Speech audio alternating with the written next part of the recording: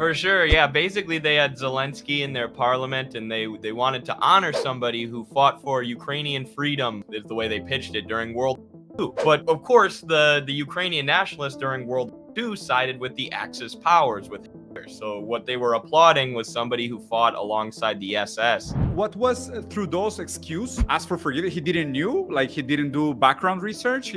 He had no way to connect the fact that this guy was fighting against communists in World War II, which is a very obvious conclusion to make. He said it was a mistake and then tried to place the blame on the speaker at the time and take it off himself. But yeah, and then he apologized to the Canadian Jewish community, which makes sense. But so what do you think this represents in terms of the current role of ideology in the West? Because I don't think we can take this as an isolated event. We have to take it into context, and this is not new. Like, the fact is that in Canada they applauded Zelensky and a former military personnel that was in line or completely aligned with the Nazi during World War II. And this is not the first time that Zelensky has been applauded. Where else has Zelensky been applauded, and what does this imply out of the alignment of the West currently in the conflict between Ukraine and Russia? Yeah, Zelensky's been applauded in the US. The White House hosted members of the Azov Battalion, which is a Banderite organization, sort of paramilitary organization that after the 2014 coup in Ukraine was brought into the Ukrainian National Guard and became part of the Ukrainian military. I mean, we know that after World War II, a lot of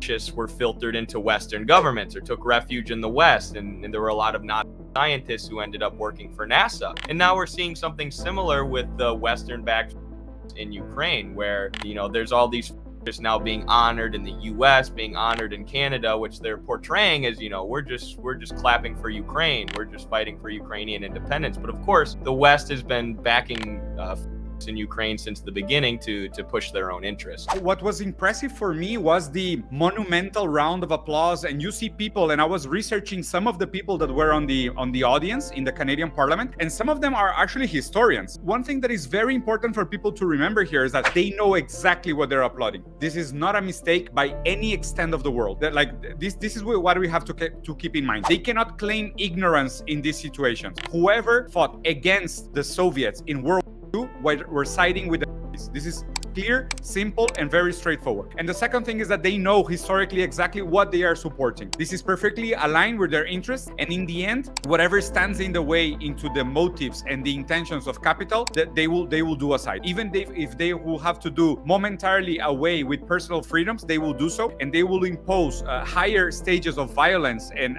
authoritarian governments, as long as they can protect private property. Absolutely. It's a dictatorship of the bourgeoisie. The state is a tool of class suppression, and it makes sense that as the working class gets more organized, the state gets more repressive. And also makes sense in a way that even if we can say that the Anglo-capitalist hegemony, it's getting into a conundrum because of the growth of China and the alternative multilateral force of BRICS, they will get more violent.